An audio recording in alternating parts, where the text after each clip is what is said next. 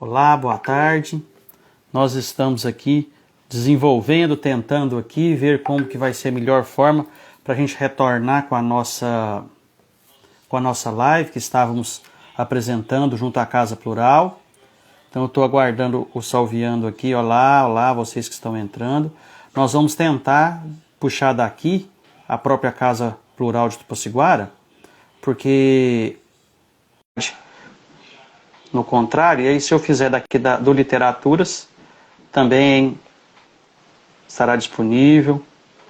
Oi, Salviano. Cá estou eu. Ai, tudo bem? Estou aqui. Será que melhoramos, Sim. resolvemos? Ficou um pouquinho ainda travando o Vamos seu. ver. Vamos tentar, né? É Porque o sinal daqui, mas aí agora você consegue conversar com o Muriel aí tranquilo. Não, tá ok. A internet é sempre assim, né? A gente sempre sofre um pouquinho. Aí, Salviano, fica à vontade. Se quiser conduzir, falar, a gente vai já convidá-lo. O que você prefere? Não, então, na verdade, como a gente reiniciou, eu precisava só dizer que essa live ela está sendo transmitida em substituição ao sábado letivo das escolas estaduais Sebastião Dias Ferraz e Clertan Moreira do Vale, e as escolas municipais também vão usar esse nosso conteúdo para a substituição do sábado letivo, que seria agora no dia 5 de junho.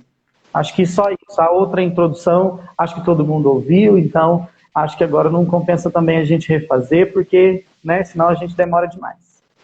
Não, tranquilo. E se dificultar a travar, a gente vê uma outra forma aqui, né? Vamos só esperar um pouquinho, as pessoas chegarem, já pode chamar o Muriel.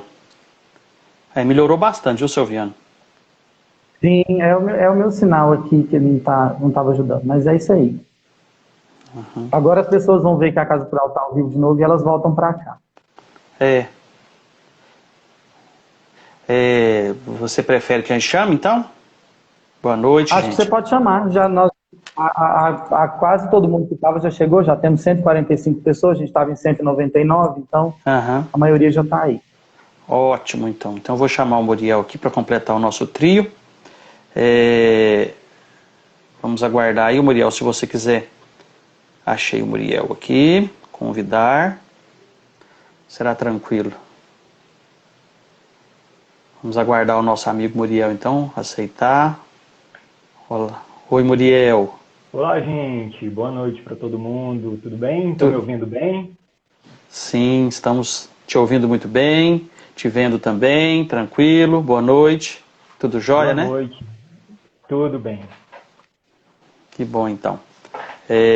Então, Salviano, o senhor deseja conduzir aí? Nós já convidamos o Muriel primeiro para falar o boa noite e se apresentar. Então, acho que sim. Acho que o Muriel já pode se apresentar, falar uma boa noite para a gente. Aí acho que agora, Nélio, você pode deixar os comentários desativados aí, né, para a gente conseguir a conversa.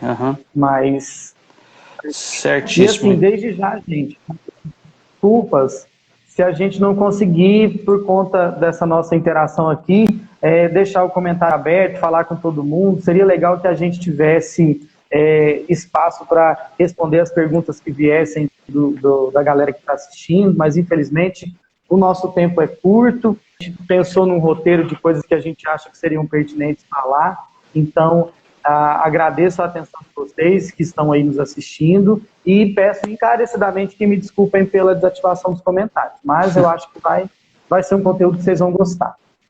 Muriel, com você. Então vamos lá, gente, boa noite para todo mundo. Queria primeiramente agradecer o convite da Casa Plural, ao convite do CCTU, também agradecer ao Literaturas aqui na presença do Nélio pelo convite. Eu fico extremamente feliz de participar e de dividir essa mesa virtual com pessoas, com tupaciguarenses que optaram por ficar nessa cidade, por acreditar em Tupaciguara e por querer mudar essa cidade. Então, é muito bom ter recebido esse convite. Eu estou aqui para trazer um pedacinho da história de Tupaciguara, porque não dá para resumir esses 109 anos aí em poucos minutos, mas a gente vai tirar um pouquinho da curiosidade da galera e eu espero que todo mundo goste e que saia comentando aí desse momento que a gente está tendo aqui agora, tá? Então, assim, apresentando, porque alguns talvez não me conheçam, porque a gente tem aí na live tupaciguarenses ausentes, né? Então, meu nome é Muriel Costa de Moura, sou professor de História da rede particular de ensino aqui de Tupaciguara. Eu sou licenciado e bacharel em História pela Universidade Federal de Uberlândia, mestre em Arquitetura pela Universidade Federal de Uberlândia, licenciado a especialista em museus de arquivos, gestão, pesquisa, documentação. Tenho trabalhos de atuação na área da museologia, também já fui diretor de Memória e Patrimônio, então tenho alguns trabalhos acadêmicos relacionados com a história de Tupaciguara e por esse motivo me convidaram para trazer um pouquinho de conhecimento aqui para vocês, tupaciguarenses. Uma data tão especial que é um dia em que a gente comemora aí os 109 anos de emancipação política e administrativa na cidade de Tupaciguara. Mas antes da gente falar sobre a cidade de Tupaciguara em si... Muriel, Oi, né? Desculpa te interromper, é só para justificar uma situação aqui. Se acontecer, né, de o Salviano cair e o perfil da Casa Plural cair, a gente vai chamá-lo novamente, né? Porque a gente vê que está travando, Salviano. Então, logicamente, nós vamos convidá-lo. Mas aí, se acontecer alguém que não queira perder nesse momento, dentro do perfil do Literaturas Casa Plural também aí no Instagram, está liberado, né? Vai estar ligado, o próprio perfil do Muriel também. Então, são outras portas de entrada. A nossa opção pelo Instagram é uma opção consciente, o nosso desejo de fazer as nossas redes sociais da Casa Plural migrarem e trabalharem pelo Instagram é uma opção para a gente poder gravar e divulgar e nos projetos outros que a gente tem, então é por isso que nós escolhemos, e internet é isso mesmo, a gente agradece aí a colaboração e a paciência de todos. Muriel, é contigo, desculpa, amigo. Isso, são os meios tecnológicos nossos, né, nossos dias de O momento é esse. O momento é esse, faz parte da história, né, faz parte do momento, né, então vamos lá. Começando, gente, eu quero trazer para vocês um momento de análise, um momento para a gente poder discutir em relação à história de Tupaciguara. Talvez vocês pensariam que eu chegaria aqui e traria a história de Tupaciguara já do início.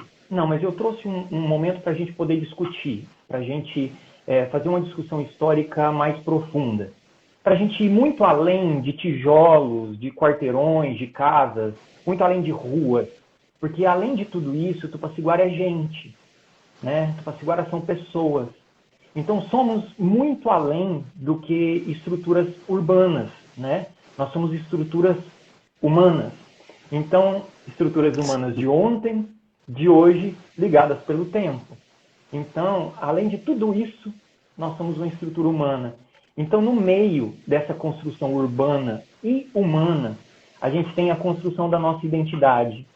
E é isso que eu queria trazer nesse início. A identidade tupaciguarense, né? O que é ser tupaciguarense? Qual que é a nossa identidade? Então, ao mesmo tempo, né, da gente pertencer a essa coletividade, a gente também tem as nossas individualidades, né? Então, nessa coletividade, Tupaciguara é construída. Então, Tupaciguara, nós somos, por exemplo, vou começar com alguns exemplos simples. Nós somos a terra do canivete, mas um canivete não só a prática de utilizá-lo, mas também na produção do canivete. Nós somos a terra do telefone mudo, que inclusive tem um memorial, né, um monumento a ele lá dentro do Capitu, que foi feito recentemente. A gente é a terra da Nova Guiar. A gente é a terra de um baile de debutante na RT nos anos 70, que fez com que um cara da Jovem Guarda mudasse totalmente seu estilo musical, porque escutou uma música que estourou a nível nacional, que é O Menino da Porteira, o Sérgio Reis, nos anos 70 aqui em Tupaciguara. A gente é a cidade onde que toda atendente de telemarketing do planeta, ela pergunta, você fala Tupaciguara, ela pergunta, tupa o quê? Né? Todo mundo tupa o quê? Né? A gente tem que soletrar para poder entender que Tupaciguara. Alguns perguntam até onde fica. Né? Esse é do Goiás? Esse é Goiás? Eles não sabem. Então a gente é a única cidade do planeta também que tem padaria que avisa que o pão está pronto com a sirene. Característica nossa. A gente é uma terra, né? A gente é a terra de árvores plantadas na lateral da rua, ou no meio da rua, como é o caso da rua Olegário Maciel, aqui em Tupaciguara, e que gera muita curiosidade que gera muitos comentários de pessoas que vêm de fora para conhecer Tupaciguara. Isso é a nossa identidade. A gente é a terra da Dona Adélia de Mello, da Dona Cleonice dos Passos. A gente é a terra do risole de queijo do Sr. Onofre, lá do BenTV. Quem é mais antigo aí vai lembrar disso que eu estou falando. A gente é da época do Sr. Brasiliano, a terra do Sr. Chico Boi, lá da Rogoiana. A gente é terra do Sr. Paulo Badega, da sua Kombi e também da sua banda. A gente é terra do Mudão, lá do Asilo São Vicente, do Sr. Manel Querubino Benzedor, terra do Sr. Pedrinho dos Centros, terra da Dona Assunta Sarur, terra do Zezinho do Estadual, terra do Mané Dentista, do Bernardino do Correio. A gente é a terra do Bolinho de Fogo, dos Marinhos, do Lado Brilhante, saudoso. Terra do Shopping do Lincoln, tradicionalmente conhecido aqui em Potiguara, né? Então a gente é terra também das empadas da minha avó Augusta, da Dona Odília, terra onde a gente tem uma praça principal que era em cima de um ex-cemitério, terra de ruas de pedra, de Cibipirunas. A gente é terra da Grande Lago de Furnas, da Cachoeira dos Costas, da Cachoeira do Rio Bonito. A gente é uma terra de saberes, de sabores, de lugares e também de gente. A gente é uma terra de história, uma terra plural, né? E isso tudo é identidade. Isso tudo é característica marcante de Tupaciguara. A maioria das pessoas, inclusive alguns tupaciguarenses que saíram daqui e foram para outras cidades, carregam consigo essa identidade. Muitos deles, né, Nelly, dizem o seguinte: eu saí de Tupaciguara, mas Tupaciguara não saiu de mim. E é um momento, né, Muriel, e muitas pessoas, de esse retorno, quando a gente vê uma festa tradicional, ou pelo menos o nome é reconhecido de tupaciguarense ausente. Quantas pessoas a gente encontra ou ouve falar que estão à distância? Nós tivemos uma experiência, por exemplo, com esses livros, que depois eu falo, de pessoas que à distância não se esquecem. E esse olhar para trás e reconhecer na sua terra, na sua cidade, como um local especial na sua história. E isso suplanta, né, essas dificuldades, esses problemas que muitas vezes aqueles que têm ou optam por deixar, né, enfrentam. Mas o olhar para a nossa cidade parece que é o que nos une, nos que fazem. Nós nos encontramos nesse sentido, não é, Maria? A nossa identidade, a nossa forma de ver as ruas de pedra, de ver as praças, de ver os nossos lugares de convivência, tudo isso fica guardado na memória de quem foi e de quem ainda vive aqui. Então esses laços, né, essas conexões, elas são aí perpetuadas e ficam durante muito tempo. Então é importante a gente fazer essa análise no início dessa live para que a gente possa entender que lugares são esses, mas quem são essas pessoas que compõem essa cidade? Porque na maioria das vezes nós temos que entender que são tupaciguarenses que constroem a cidade. Mas é a cidade que também transforma as pessoas. Automaticamente é um ciclo. Nós transformamos a cidade que nos transforma. E isso é um ciclo, né? Então é importante a gente saber de onde a gente vem e principalmente quem nos trouxe até aqui. Isso é essencial, né? A gente tem que se preocupar mais com a prática da gente fixar a memória de uma maneira de não apenas nós, mas uma maneira de fixar isso para as gerações futuras, para que elas possam ter acesso a essa memória. Então, os avanços tecnológicos, inclusive que a gente está passando por um problema aqui com a conexão, né? Mas gera muita rapidez com tudo que está acontecendo. A gente tem um frisson de querer que as coisas avancem, de que tudo vamos para frente, vamos para o futuro, vamos deixar as coisas para trás. E é aí que mora o perigo. Para o passado isso é muito ruim, para a memória de uma cidade isso é ruim. Será que não é hora da gente parar e perguntar, né, o que a gente tem que preservar da nossa cidade, da nossa identidade, da nossa memória? Como a gente chegou até aqui? Então, assim, é muito importante para a gente essa preservação, para a gente enaltecer essa identidade, né? Enaltecer a nossa gente, os nossos costumes, nossos lugares e, principalmente, alertar sobre a necessidade que a gente tem, urgente, de conhecer mais sobre o nosso passado. Sabe por quê? Porque a gente é uma cidade que conhece muito pouco sobre o seu passado. É uma cidade que conhece muito pouco. E é aqui que mora um problema. Porque as pessoas, elas só valorizam e só preservam aquilo que elas conhecem. A partir do momento em que elas não conhecem, elas não preservam.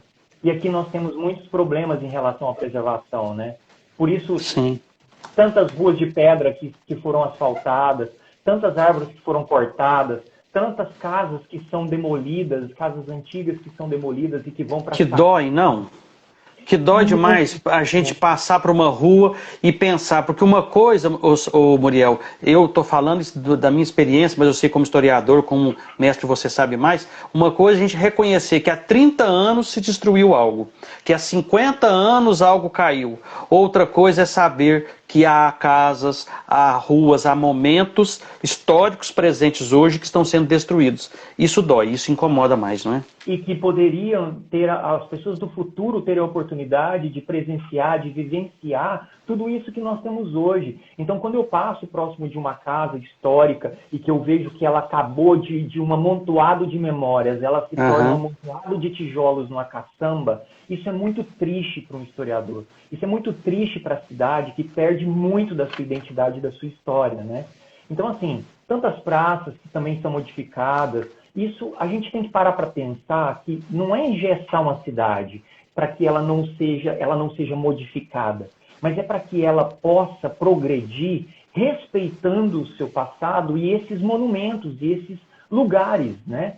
A gente tem aí vários exemplos no Brasil afora de cidades que preservaram o seu passado e que hoje que são cidades históricas, assim, que tem uma visitação muito grande, virou renda, virou turismo. Casos de Goiás, Perinópolis, Ouro Preto, Mariana, São João del Rei, que todo mundo lá, a maioria tem as ruas de pedra. Mas se você fala sobre rua de pedra aqui de Passaguara, tem uma galera que fala assim, joga asfalto. Então, assim, é para a gente poder parar para pensar. É a nossa identidade. E isso começa, Muriel, eu acho que esse pensar que eu sei, que eu tenho, você tem, o Salviano e muitas pessoas que estão conosco têm também, começam justamente neste momento em que você traz, ou começa a trazer para a gente, essa história da cidade. Porque uma coisa é a gente não ter amor por ela, por não conhecer. E outra é a gente conhecer a sua história, valorizar os momentos vividos, respeitar as diferenças históricas, políticos, sociais, para que a gente possa pensar o hoje. E é nesse momento que a Casa Plural, você como historiador, nós como literatos ou amantes da literatura, reconhecemos, precisamos conhecer a história da nossa cidade. E aí eu já começo a te direcionar para esse sentido, né? Contar para a gente essa história aí, ou um pouco dela, já sei. Então, essa memória individual ou coletiva, né, a gente não pode também pensar somente guardar um determinado momento da história só de um grupo. A gente deve dar voz ao passado, mas ao passado de todo mundo. Né, ao passado, inclusive, de pessoas que eu acabei citando lá em cima, que poucas pessoas às vezes não lembram, mas que está no imaginário popular e que faz parte da vida de algumas pessoas. Então, para a gente saber, né, onde nossa história, a nossa identidade começa, a gente vai voltar no passado. Então, eu quis fazer essa introdução para a gente começar nessa busca pelo nosso passado, que começa praticamente nos anos de 1700. Peraí, Muriel, já contornou minha cabeça tudo, porque a gente tem 109 anos, mas por que 1700? Porque a gente tem que voltar na história da formação do Triângulo Mineiro. Porque essa região nossa, entre o Rio Paranaíba e o Rio Grande, ela era conhecida como um território desconhecido pela coroa portuguesa, que incentiva, né, em determinado momento, né, nos anos de 1700 a 1800, porque a gente sabe que a coroa portuguesa queria conhecer esse miolo do Brasil a qualquer custo e encontrar riqueza a qualquer Explorar, custo. né? Explorar o território. E aí, nos anos de 1700, muitas pessoas, acompanhando algumas trilhas indígenas que já existiam aqui, passaram por essa região buscando minérios. Já tinham se encontrado minérios ali em 1700, na região de Vila Rica, né, Ouro Preto ali, Mariana, nessa região do sul de Minas. Mas a galera queria mais. Então, assim, não era o suficiente. E aí eles passaram por essa região aqui, entre o Rio Grande e Paranaíba, buscando ouro na região de Goiás. Lembrando, essa região... Você está falando dos bandeirantes? Desculpa. Não, a gente vai chegar neles agora. A gente já está chegando neles. Tá? O que acontece?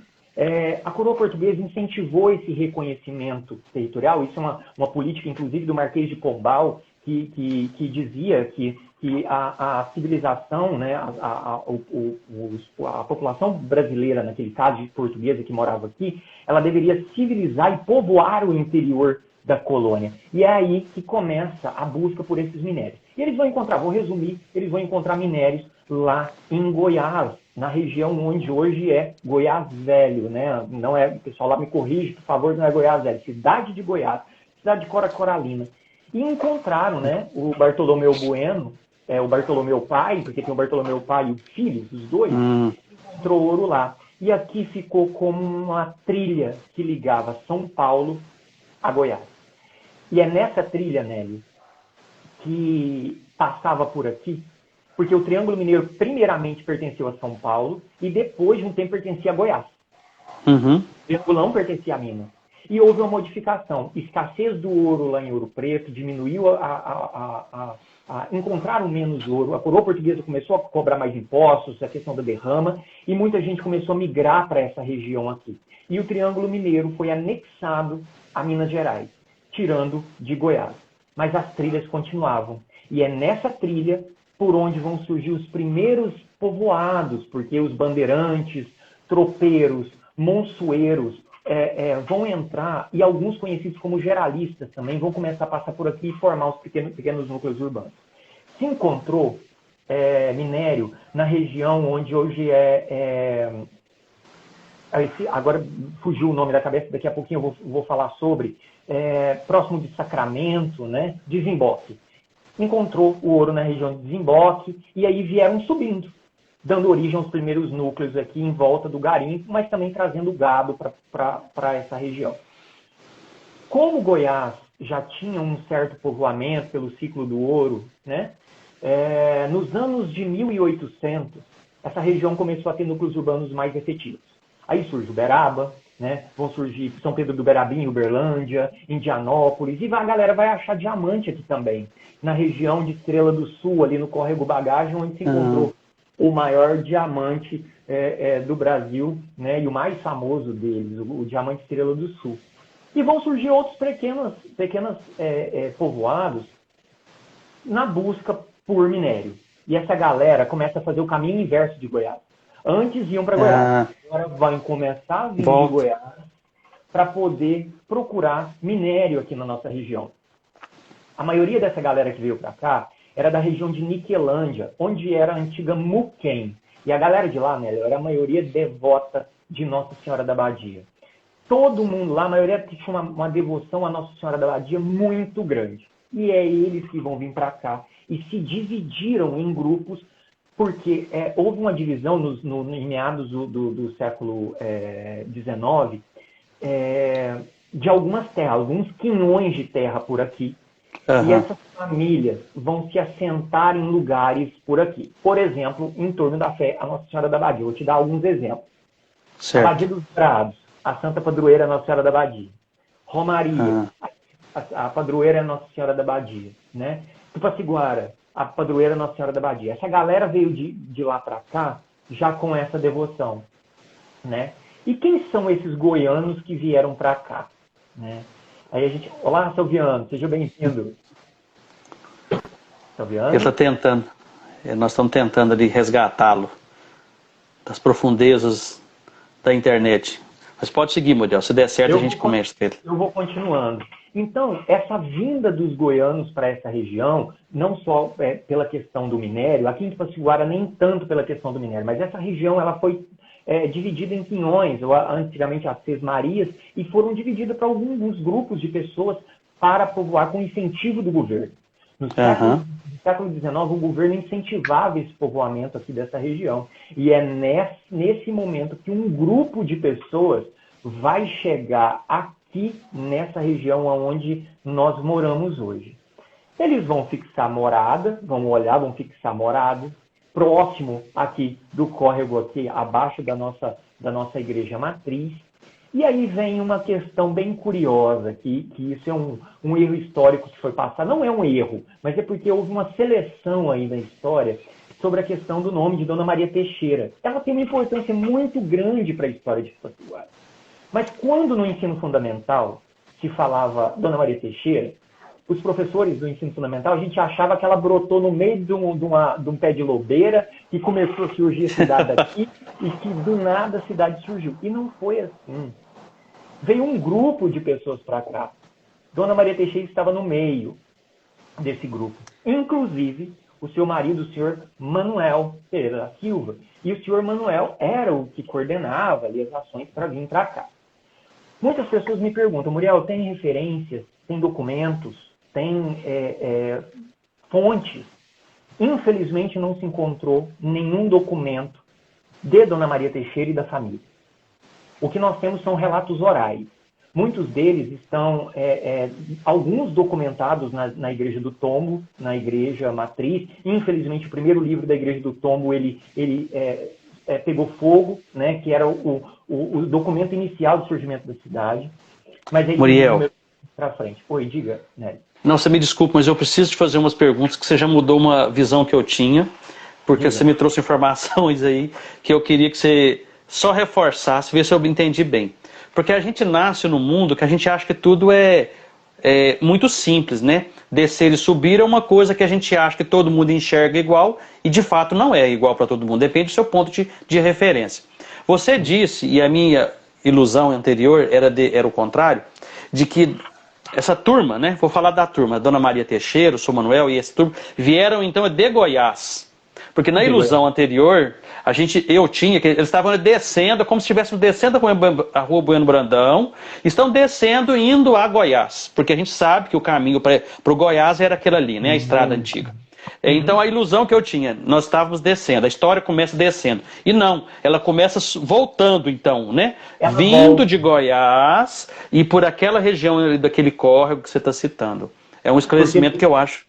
Dos anos de 1700, houve um ciclo que encontraram realmente o Anhanguera, quando passa por aqui, né? O Anhanguera é um dos nomes mais conhecidos aí dos bandeirantes, né? Os bandeirantes, né? Até os indígenas deram um nome extremamente, né? O Anhanguera significa Anhanguarã, que é demônio velho. Então a gente já imagina como é que era o comportamento. A bondade no rapaz. Então, ele passa por aqui, mas encontra esse ouro lá na região de Vila Boa. E também em Cuiabá, no Mato Grosso, a galera encontra por lá. Mas aí, como houve o povoamento daquela região também, e o ouro a gente sabe que vai se tornando escassos, o ciclo migratório começa a vir para cá, porque encontrou outras fontes de minério aqui também. Então, houve a vinda dessa galera para cá. E a família da Dona Maria Teixeira veio para essa região e fixa ali em torno da Igreja Matriz. Esse é um outro problema que eu vou te contar, que é difícil de tirar do imaginário. Então não foi um acidente. Não foi. Eles vieram realmente, esses grupos vieram para cá, e essas cidades que eu acabei de citar daqui agora mesmo para vocês, elas surgem quase ao mesmo tempo, assim, né? Diferença de poucos anos umas das outras. Porque esse ciclo de povoamento, de imigração para cá, aconteceu em meados do século XIX, aqui em Tupaciguara, em 1841, tá? Então, Dona Maria Teixeira chega. Não tem um acidente. Eles chegam na região, assim como a gente tem a ilusão de que o Brasil foi descoberto, estava tudo escondidinho, né? E de fato não houve, mas nós vamos falar do Brasil. Tupaciguara também surge. Não quer dizer que foi um acidente, caiu e de repente E eu posso estava dizer, só passando. Que nesse momento também, com a cidade de Tupaciguara, começa a surgir um outro povoado aqui próximo a nós, aqui a 18 quilômetros da cidade, que é o povoado que não existe mais, que era o antigo povoado de Nossa Senhora da Conceição do Mato Grosso, que é o povoado do Mato Grosso. Então vão surgindo esses povoados, esses núcleos por aqui, e Tupaciguara é um deles. Então, assim, acelerando um pouquinho esse processo, eu quero já começar a desmistificar essa história da Igreja do Rosário. Isso aqui eu já falei 1000 vezes, a gente já discutiu. Muriel, mas como é que você chegou a essa conclusão? Todo historiador duvida das coisas e a gente vai pesquisando e procurando fatos. A Igreja do Rosário não é a primeira igreja de Tupaciguara. Gente, eu vou falar mais uma vez. A Igreja do Rosário não é a primeira igreja de Tupaciguara. Dona Maria Teixeira, mas o Sr. Manuel, a família e o grupo formam a primeira capela, onde hoje é a Igreja Matriz. E aí vem a grande questão. Matriz de Nossa Senhora da Abadia. Então a outra se chama Nossa Senhora do Rosário. Não se muda o nome. Primeiro fato. Segundo ponto.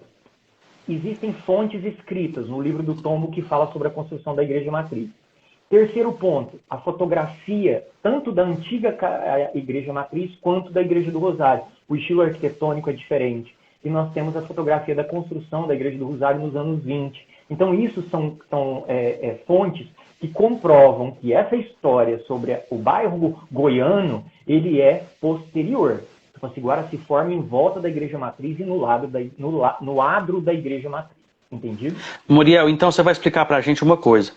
Porque você, como historiador, você tem, por exemplo, o seu mestrado que aborda as questões do Tupaciguara, você estudou na Federal ali o curso de História, você sabe o que você está falando, você não está falando isso ao léu, você sabe do que você está trazendo. Então, só te perguntaria, para não te interromper muito, mas porque isso esclarece agora, documentos, porque para um historiador como você e tantos outros, falar isso, vocês precisam se basear em documentos, sim, vamos chamar isso de provas. Que tipo de documento você utilizou para poder falar isso e que eu tenho certeza você utilizou para as suas pesquisas e os seus trabalhos acadêmicos? Só para citar, assim, para a gente ver que não é por acaso que você está falando isso. Assim, na verdade, Nélio, para as pesquisas em história, a gente tem que ser muito minucioso. É como um detetive, como jornalista, a gente tem que fazer esse trabalho e procurar muito ter certeza daquilo que a gente está falando. Algumas coisas a gente não vai ter certeza realmente. Toda história tem duas versões. Muitas vezes a gente acaba com as duas versões mesmo, porque a gente não consegue encontrar a verdadeira. Mas a busca de pistas, ela faz com que a gente fique sempre querendo mais. Nesse caso, os documentos escritos na igreja, algumas fotografias, inclusive hoje, eu queria aqui agradecer a dona Elza Prudente, que me mandou um material sobre o professor Carlos do Vale, eu quero muito agradecer ela, daqui a pouquinho eu falo sobre isso. E você falando isso, eu encontrei nesse material que ela me deu, uma outra fonte que eu vou tentar mostrar aqui na câmera, vamos ver se vocês vão ver. Essa daqui é a antiga Praça Benedito Valadares. Agora, dá uma olhada na rua Bom Sucesso, lá no final dela. Era um antigo corredor boiadeiro. A Igreja do Rosário não está lá. Ah, lá no final, em cima da foto, né? Nós que estamos olhando na foto superior aqui. Ah, tá. Olha o corredor no final boiadeiro. Da via, né? Uhum. A Igreja do Rosário, ela está construída um pouco mais para a lateral, mas dá para a gente perceber que aquela região, ela não tinha construções ali no Povoamento. E tem outra questão que comprova essa versão de que a matriz o cemitério era atrás da Igreja Matriz. O primeiro cemitério de Tupaciguara, ele foi construído atrás da Igreja Matriz, alguns metros ali, atrás da Igreja Matriz. Ele foi construído no ano de 1844. Então, o Campo Santo, na maioria das vezes, era muito próximo da igreja.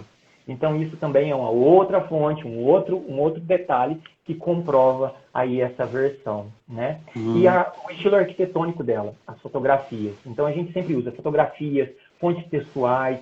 Na oralidade, teria mais dificuldade, porque muitas dessas pessoas já não existem mais. Então, a gente usa as fontes que nós temos, né? Certo. Então, continuando, né? Então, em 1841, a dona Maria Teixeira manda o Veiga Vale fazer uma imagem de Nossa Senhora da Badia. Hoje é o objeto mais antigo de nossa cidade, é um patrimônio tombado pelo município, está no altar da Igreja Matriz, e o Veiga Vale é um dos artistas goianos de maior renome e que ele entalha a nossa imagem em cedro ali, por encomenda de Nossa Senhora da Badia. Como a gente sabe que é do Dona Veiga Maria Vale, Teixeira.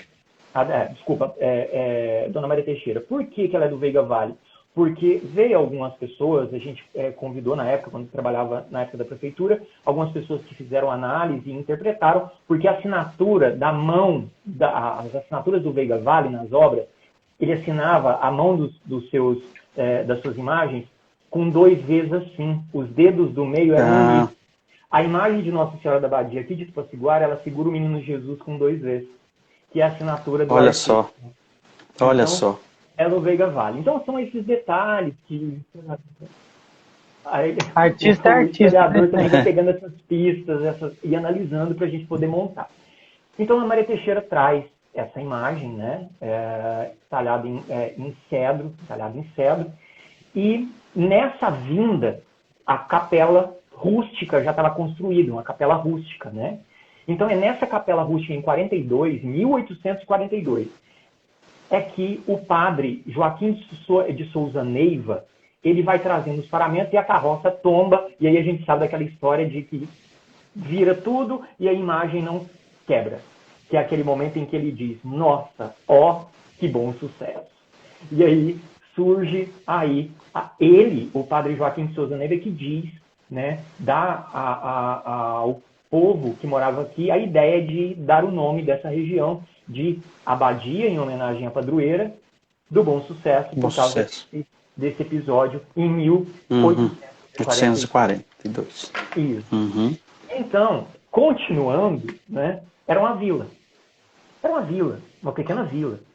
E a gente pertencia ao município do Prata, primeiramente ao Prata, porque o Prata era, olha a distância do Prata, né? Existia Monte Alegre, o Mato Grosso, mas a gente pertencia à freguesia, a gente era do Prata, né?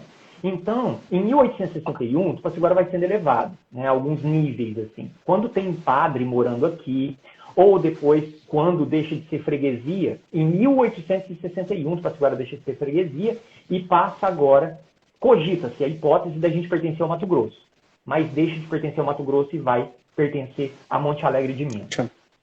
E aí a gente passa a ser freguesia, né, de Monte Alegre de Minas até aí a emancipação em 1912. Mais algumas curiosidades? Eu tenho Não, eu tenho uma pergunta, porque você, sim, a gente... E se me deixar, gente, deixa eu só... se me der corda, eu vou falando. Vai, para dizer... Vai, Silviano, primeiro, você consegue? Eu tá daqui de agora, para me ouvir, tá meio de travando, boa? mas vai. Porque agora eu tô bem aqui fazendo só carinha. Não, eu não sei se eu tô sendo ouvido. Mas ainda tá travando, então deve ser problema do meu celular. Mas segue, pode dizer, meu. Estamos te ouvindo, não, mas falar. Pode falar. Não, pode falar. Não tá travando agora, não? Muriel, eu não sei nem se foi perguntado isso, mas assim, eu tô chegando agora, né, da carrocinha, tive um bom sucesso de vir aqui para cá para continuar conversando.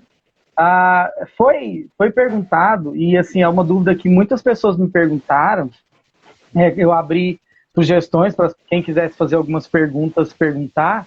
É possível saber, né, assim, você já falou da questão do povoamento aí, de como que a Maria Teixeira chegou aqui, mas é possível saber quais eram os povos que moravam aqui nessa região antes da Maria Teixeira chegar? Não, a gente só falou da passagem. Vocês já falaram sobre isso? Bem rapidinho. Seguinte, quando os tropeiros, monçoeiros, bandeirantes passavam por aqui, existiam várias tribos que viviam nessa região, era povoada por vários grupos de etnias indígenas aí, os Caiapó, os Goiáses, né, que é da região de Goiás, né, os Araxá, os Panará.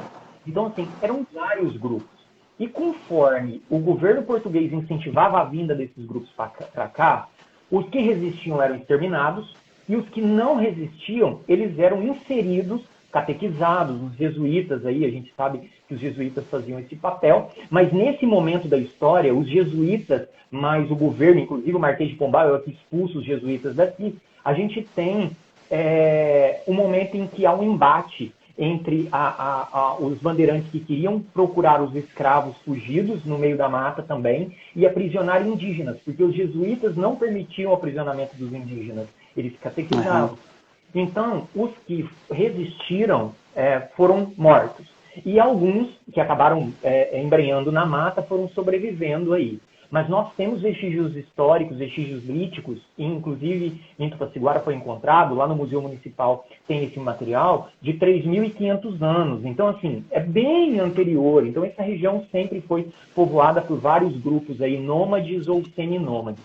Ok? Acho que eu já respondi essa pergunta. Beleza.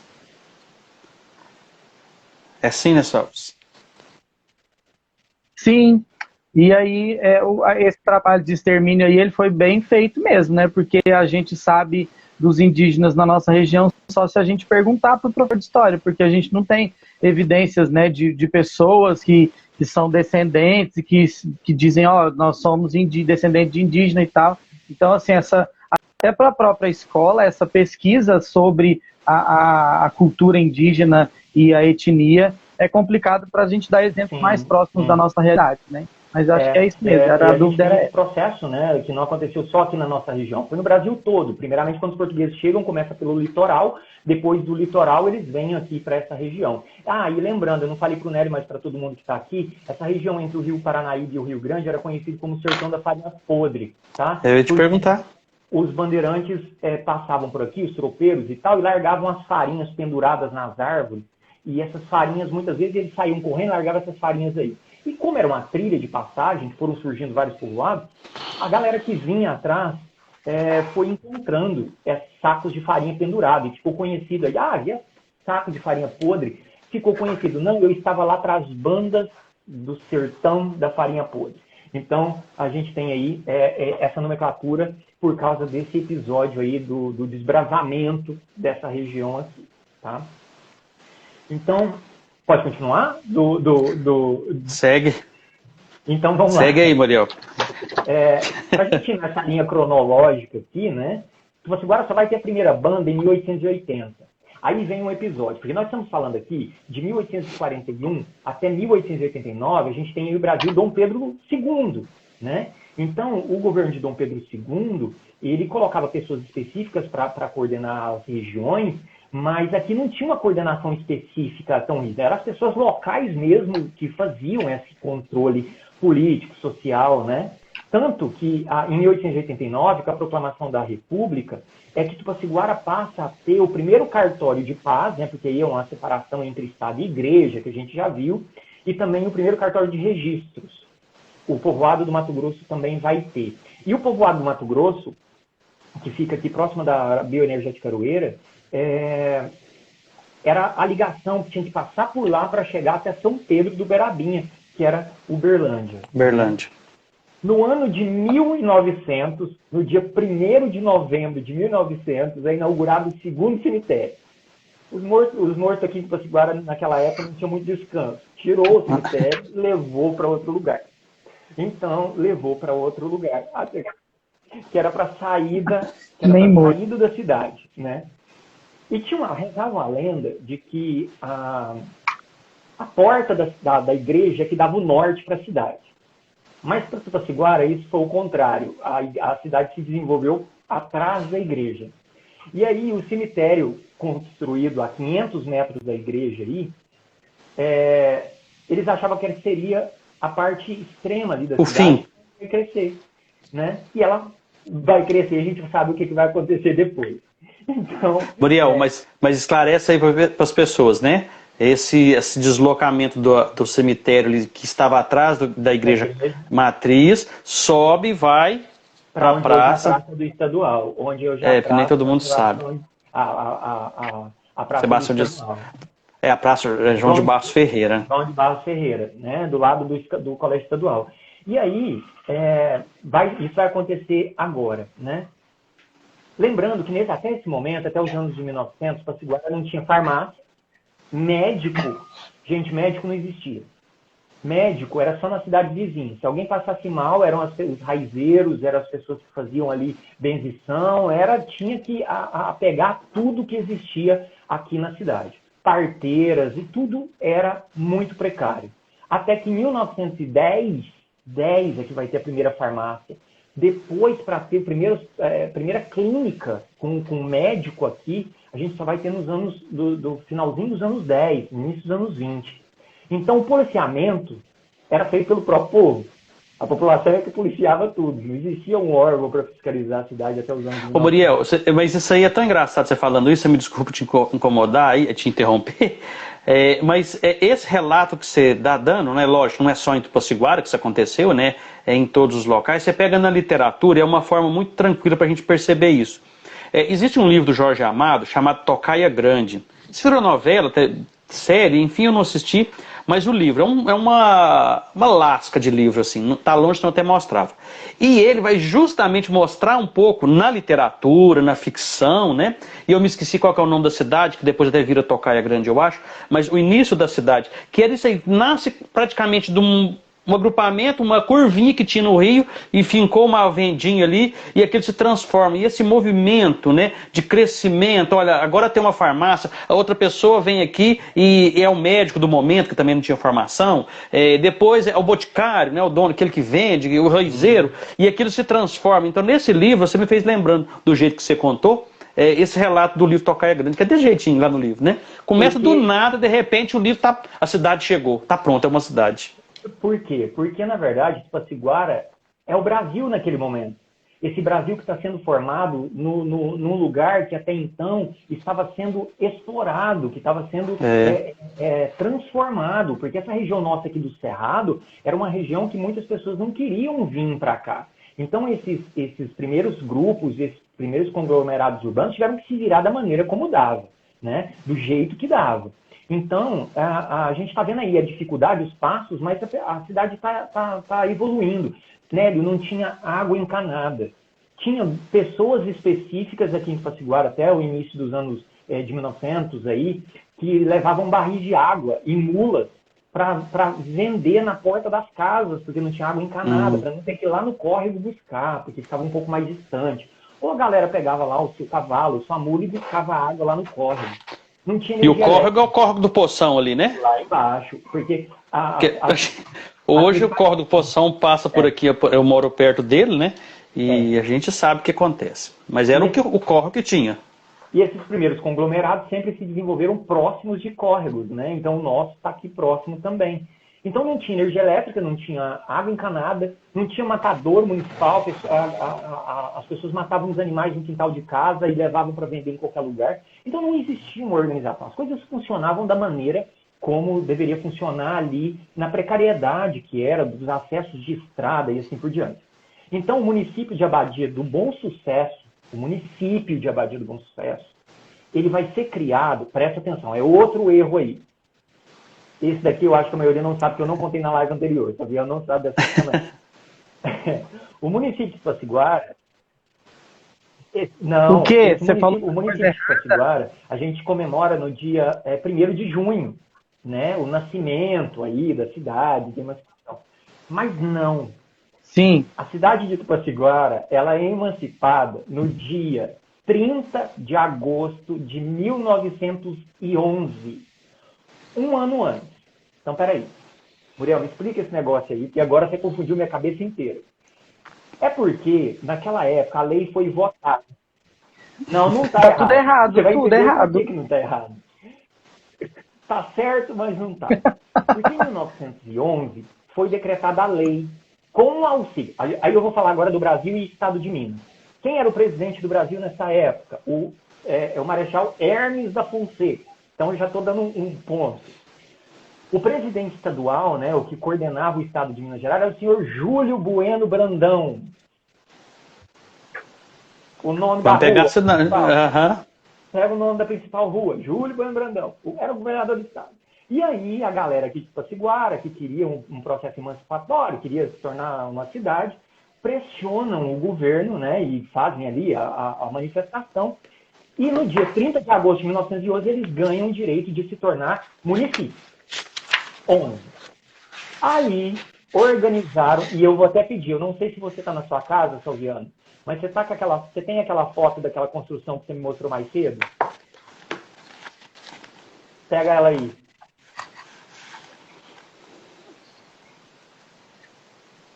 Eles esperaram para construir esse prédio aí, que seria o Paço Municipal, que levou menos de um ano, e aí eles inauguraram esse prédio, que fica onde hoje é a Câmara Municipal, né? Era um prédio maravilhoso, o estilo colonial, que infelizmente foi demolido, e esse prédio aí foi construído para sediar o Paço Municipal. Agora vem cá, olha aqui, presta atenção, Salviano, agora.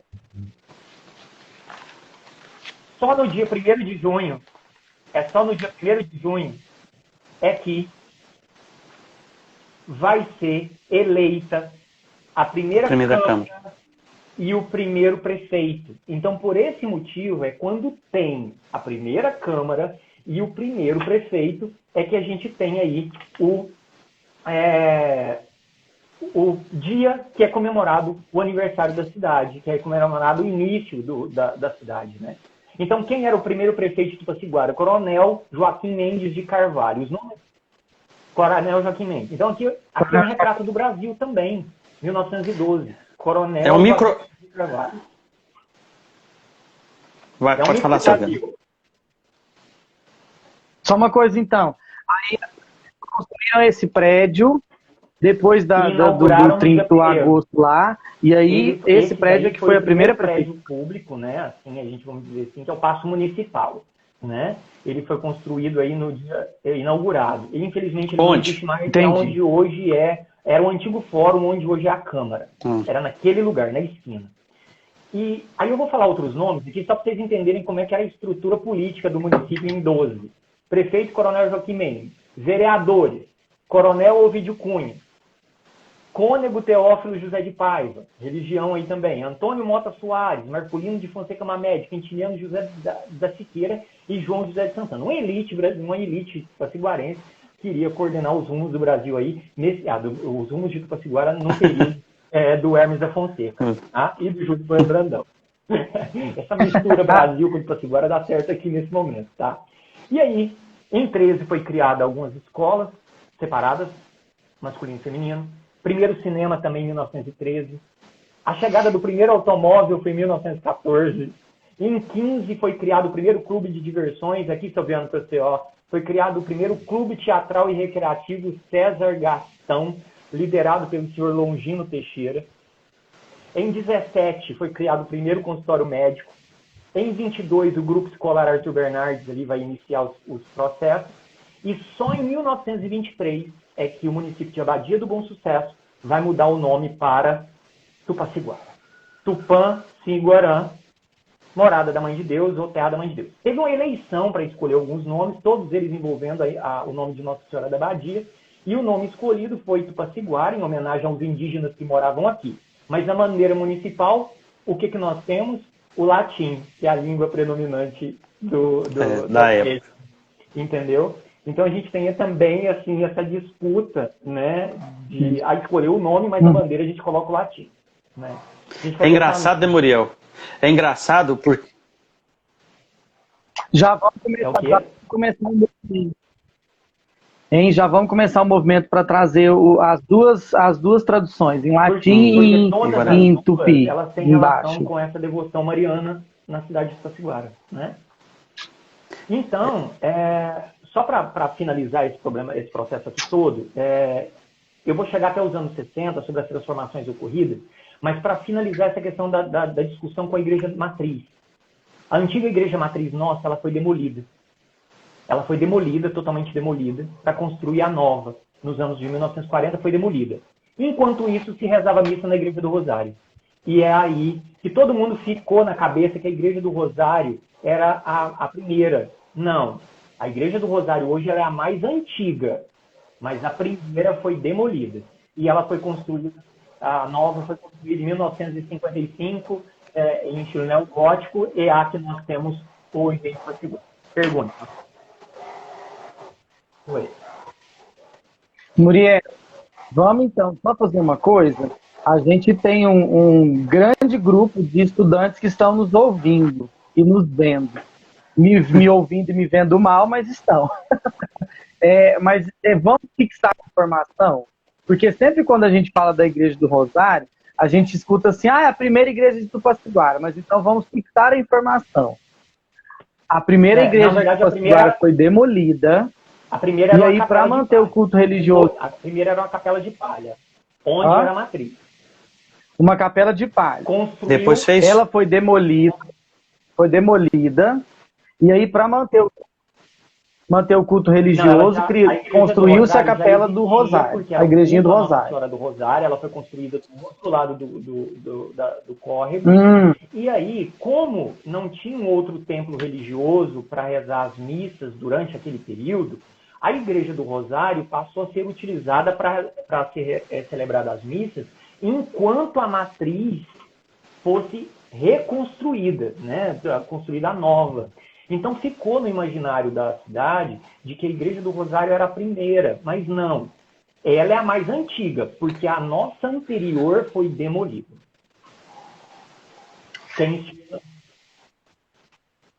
Ela foi a única durante um tempo. Aí reconstruir a matriz em cima de onde foi demolida a outra, ela era a única, mas ela não foi a primeira. Então já vou até anotar isso, porque é uma pergunta que eu vou fazer para os meninos que estão aí, que são os meus alunos que estão ouvindo, esse dado sobre a igreja. Porque já vou anotar aqui, gente viu, gente? Então, isso e conversar, fica atento aí. porque a Igreja do Rosário realmente é um patrimônio histórico, tombado por lei municipal. Quando ela foi construída? No finalzinho dos anos de 1920, ali entre 25 1920. 1920, né? Na década de 20, aham. E em devoção a Nossa Senhora do Rosário e também a devoção a São Benedito, né? Então, ficou no imaginário popular essa ideia de que a Igreja do Rosário foi a primeira, de que a cidade surgiu ali, foi do lado de cá, no largo da Igreja Matriz de Pascoal. Certinho. Então segue, porque eu tenho umas perguntas aqui, amigo, mas... Então tá. Então, assim, com o passar do tempo, a Igreja Matriz foi construída nos anos 50, né? A Praça Benedito Valadares foi totalmente embelezada, era uma praça em frente à antiga Igreja Matriz, não tinha nada, não existia nenhuma construção ali até 1920. Ali era um lugar onde a Rua Bom Sucesso, né? Ali era um corredor boiadeiro que ligava a Goiás. Então, por isso que se chamava Rua Goiana, ou região da Rogoiana, que ficou também no imaginário popular e também no falamos assim. Popular. A gente falou isso esses dias, na outra live. E ali, as tropas que vinham de Goiás, as tropas de gado ficavam paradas ali em frente à Igreja Matriz. Era um adro gigante, não tinha nada ali. Só que dos anos 30 para os anos 40, foi construída a Praça Benedito Valadares. Uma praça muito, muito marcante, que é essa aqui, inclusive, de novo mostrando a foto, que é essa praça aqui, né?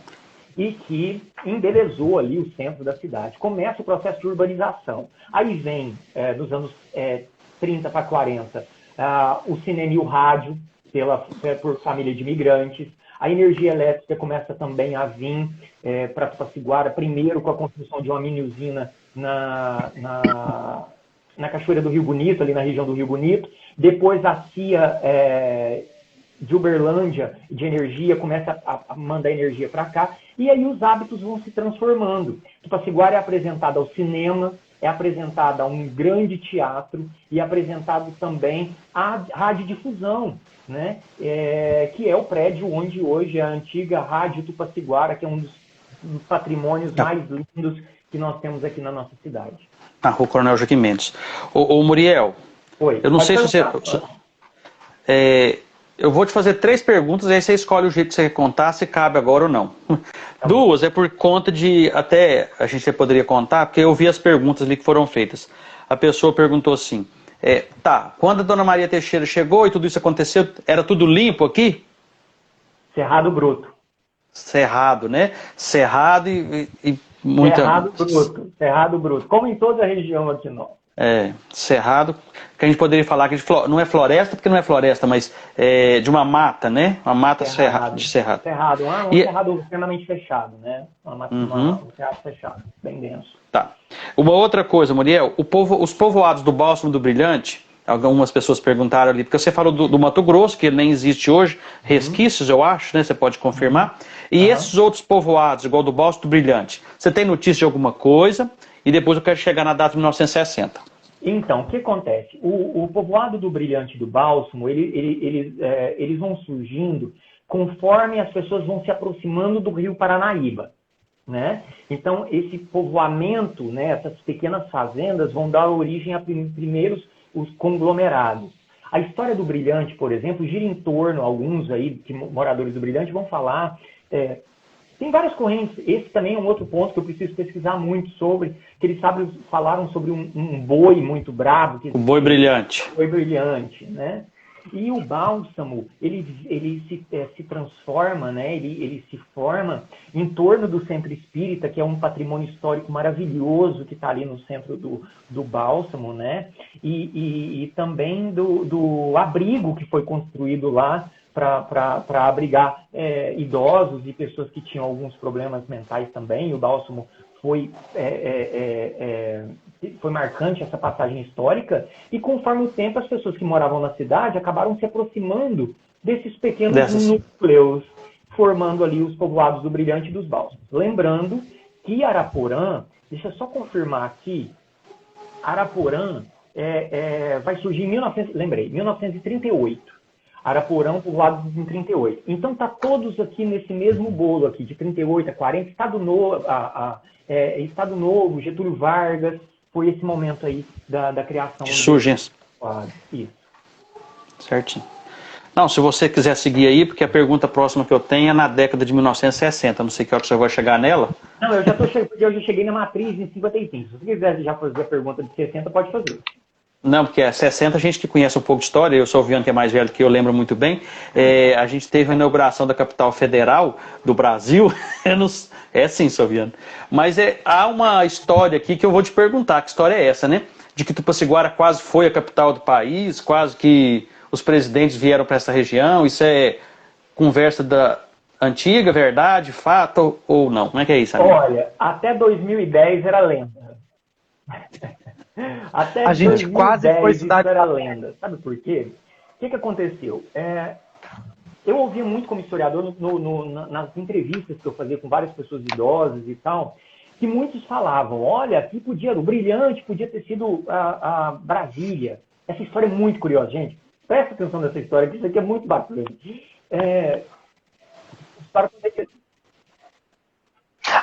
Deixa eu fazer uma intervenção agora, então.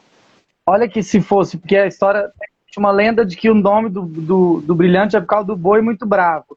Se Brasília tivesse sido construída aqui, então, ela, ao invés de ser em formato de avião, seria no formato de um boi deitado. Isso, Aviano. Nossa. O que acontece? O que acontece? Todo mundo falava que aqui poderia ter sido o Brilhante, que poderia ter sido Brasília, a nova capital. E aí eu vou tentar resumir esse problema aqui. Chegou até mim, eu já estava como diretor de Memória e Patrimônio, estava comemorando o cinquentenário de Brasília. E 2 repórteres entraram em contato comigo falando sobre essa possibilidade, que também ouviram falar. Falei, não, a gente também ouviu falar, então vamos tentar e conversar sobre isso, né? Eram da UNB, da Universidade de Brasília. E eles vieram até Tupaciguara. Não, vamos... E eu tinha uma história, tinha gente que tinha me contado que existia uma placa no Brilhante. Tinha uma placa que falava sobre essa vinda do Brilhante, da capital para cá. A gente rodou aquele Brilhante todo de carro, num calor do cão, mas assim, rodou canto por canto de fazenda ali em volta e perguntando, vocês viram a placa, uma pedra? Ninguém sabia de nada. Até que a gente, cansado, sentado lá na venda do Osmarino, comendo bola de fogo, o Osmarino pega e fala pra gente, não, tem um senhorzinho que mora ali, esqueci o nome do senhor agora, a Roberta, professora, se ela estiver assistindo aí, ela vai saber que é a avó dela. E a gente morava atrás da igreja. E a gente chegou para conversar com ele, ele pegou e falou assim, placa? Olha, placa, eu acho que tinha uma placa no pé da igreja. Gente, a gente colocou a mão. Nossa! Aí era óbvio que qual era o lugar que existia para guardar uma coisa dessa. Porque a igreja já existia, era na porta da igreja. A gente correu na cidade, na praça, no povoado, igual Forrest Gump. Sabe assim, correndo para ver se encontrava a placa? E a gente chegou lá e naquela época tinham feito uma reforma e tinham tirado a placa do pé da igreja. Aí as pessoas lá falaram, não, tinha uma placa aqui mesmo, com os números e tal. A gente descrençou e a gente falou, não, isso pode ser qualquer coisa, pode ser placa de qualquer coisa. E aí, gente, em pesquisas em Brasília, a gente descobriu o seguinte, vou resumir. Em 1945, o então presidente Eurico Gaspar Dutra, ele pega e faz a ideia de, olha, vamos transferir a capital. Essa ideia era desde Dom Pedro II, e depois veio até o Brasil República, e veio o Eurico Gaspar Dutra pós Getúlio Vargas. o Dutra falou o seguinte, vamos transferir a capital.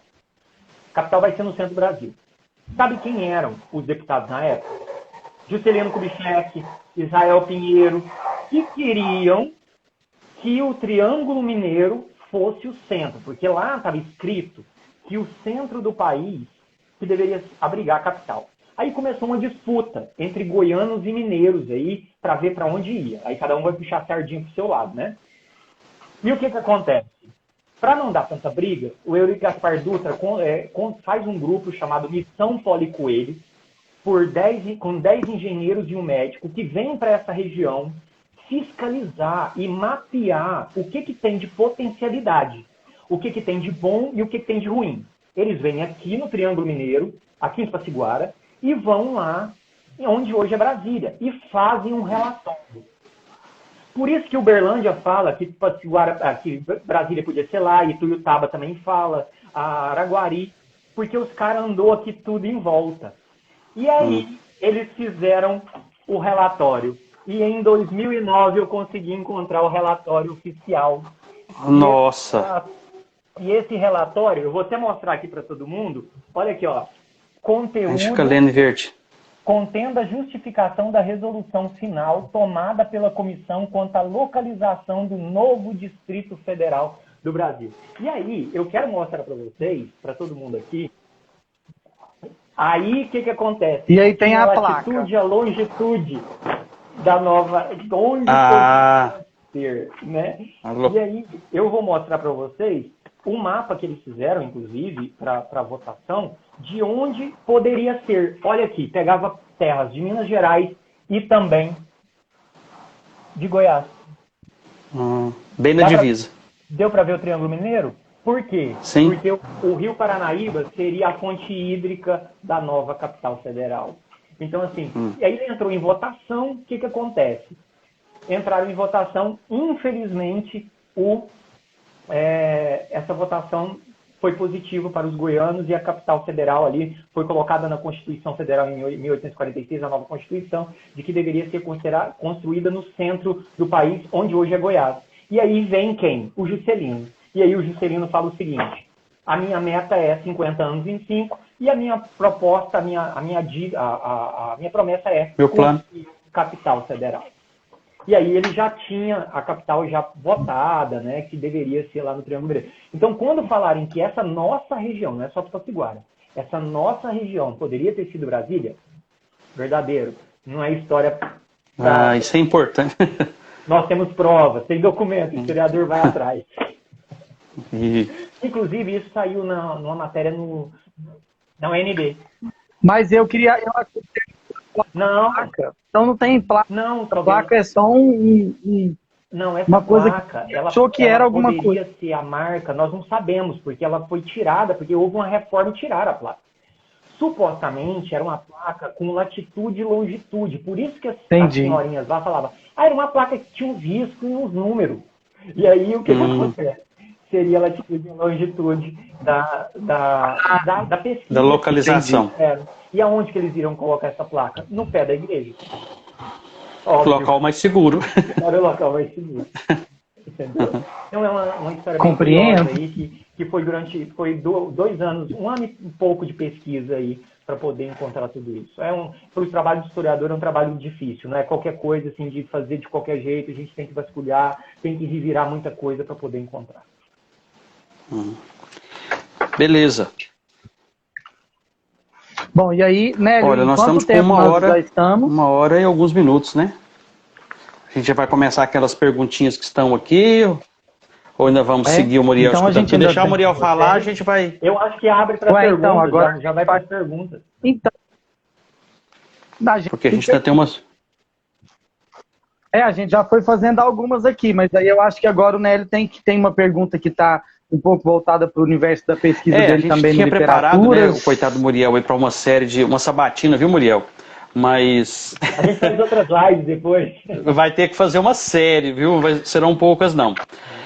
Você já até falou muitas coisas, o Salviano até comentou assim, mas eu queria só fazer numa fala que você teve, daquela foto que você mostrou pra gente da Praça Governador Valadares lá, eu notei o seguinte, duas coisas que eu quero te perguntar sobre esta praça. Quando você mostra, e ela mostra o caminho do como é que você chamou aí, de Estrada Boiadeira, né? Estrada Boiadeira. Que segue. Pois é, e ela morre na igreja, ali na entrada da igreja. Quando você fala então que tinha um adro ali, era tudo aberto antes. Porque eu acho interessante, porque se era um caminho, esse caminho morre na igreja, por exemplo, essa rua que a gente chama de Bom Brandão, que eu não sei, então tinha que contornar, ela vinha, fazia uma curva e seguia. Ou seguia para Rodrigo. Como é que é isso? Eu vou te dar a noção. É a mesma coisa de você descer o Bom Sucesso hoje e chegar na porta da igreja retinho. Ah, sim. Aquela praça era um espaço que eles já alargaram, proposital, para a construção de uma futura praça. Então ali não tinha nada. E aí as casas foram construídas naqueles quarteirões que já existem naquele lugar. Ah, eles isso só é largaram aquela praça sem nada, depois que foi construída a Praça Benedito Valadares. Então isso aí já era, vamos dizer assim, um costume, um cuidado, uma preocupação de quem já tinha logística, né? Porque realmente uma igreja é frente à outra, agora que você falou, né? Mais ou menos na mesma direção. Não é quase, você pode observar que elas não estão na mesma direção. Tem uma quedinha, né? Porque a rua principal que dá na frente da igreja é a que passa em frente à fábrica de manteiga e cabeça de touro. Ali sim. A estrada. Então a estrada era aquela, não era a que a gente vai para o cemitério, por exemplo. Não. É aquela que vai ali, reto. Que legal. Lógico. Entendeu? Então, que interessante. Pode falar. Pode dizer. Não, por favor, você. Não, é só para citar também aqui, deixar aqui meu agradecimento à dona Elza, né, que me cedeu algum material muito importante, do professor Carlos do Vale, que eu queria que tecer alguns elogios relacionados a um grande nome da cidade de Tupaciguara, que foi aí, trouxe o carnaval de rua para a gente, né, foi professor, meu professor. Professor de redação.